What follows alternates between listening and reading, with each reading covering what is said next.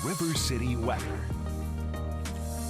Welcome back to River City News. It's time to talk some weather. Hopefully you are a fan of the cooler temperatures because it is very much needed. We haven't felt cooler days to start January, but we finally started to get the ball rolling and will be slightly cooler trending than what we saw in yesterday's high temperature. We still will be dry today, and tomorrow we'll be back up in the lower 70s, but some good things are to come in terms of a possible wintry mix. We'll get into those details here in just a second. But right now it is time to feature our furry friend of the day. Everybody meet Squeaks from San Antonio Pets Alive. We're told that Squeaks is a domestic short hair cat, that she's sometimes shy at first, but then once you start playing with her and showing her love, she is a very open and friendly kitty. She's looking for her forever home, and if that could be you, maybe go give her a visit again at San Antonio Pets Alive. When we take a look at the noon temperature, it's 55 degrees by the time we reach that noon hour, lower 60s.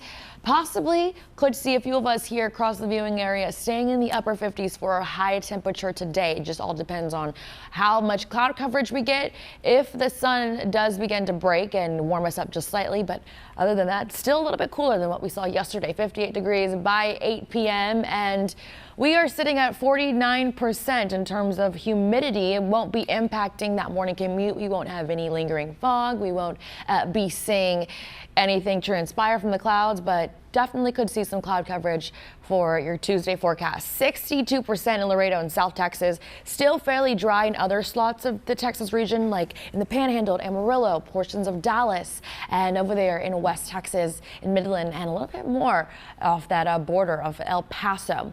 And we'll also get a look at those high temperatures today as a cooler front began to get stationed in the Texas Panhandle. Yesterday, their high temperature was in the upper 30s. That area of pressure has begun to push down, visiting San Angelo, portions of central Texas, just slightly, Waco and Del Rio over there in the lingering 50-degree temperature area. We won't see those freezing temperatures for our highs just yet. We'll also begin to see some things pick up and momentum in terms of rain and cooler temps. It's our first time this winter season that we could be anticipating a wintry mix come into play. We're looking at this AM light rain. Look at that. Saturday, this is a look ahead at what you can expect for your weekend. 66% right now is what the models are showing for a high temperature of 44.